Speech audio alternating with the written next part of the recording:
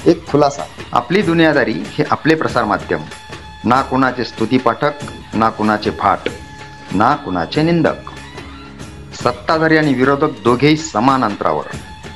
जो कर्तव्याशी प्रतारणा करील त्यांच्या विरुद्ध हा सारा प्रपंच. वर्ण, जात, लिंग, धर्म, पंथ कुठलाच भेद नाही, द्वेष नाही, असूया नाही की आत्मीयता. फक्त वास्तव तेवढे आपले, कारण दुनियादारी हीच तर असते. ग्रामीण रुग्णालयात कफ सिरपचा तुटवडा, रुग्ण हैराण, अधिकारी गप्प.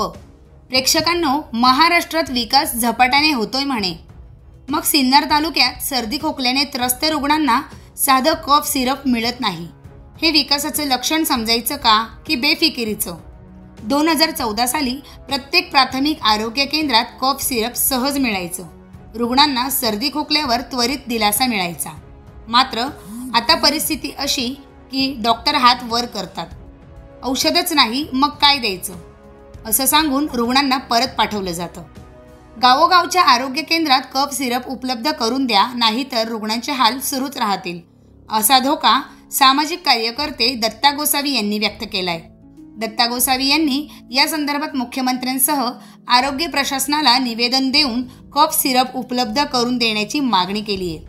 होय मंडळी, सरकार बुलेट ट्रेनच्या गप्पा मारतंय, स्मार्ट सिटीच्या प्रोजेक्ट्स राबवतंय, पण सर्दी खोकल्याने हैराण ग्रामीण भागातल्या रुग्णांसाठी एक बाटली कफ सिरप द्यायला मात्र कोशागार रिकामं पडलंय का?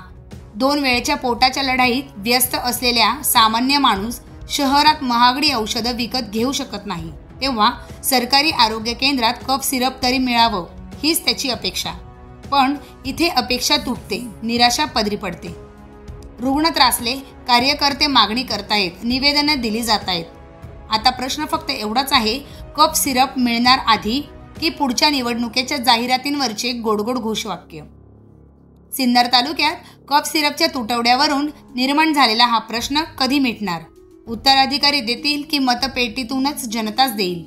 हे पाहणं औषधापेक्षा जास्त रोचक आहे. ब्युरो रिपोर्ट, आपली दुनियादारी, सिन्नर.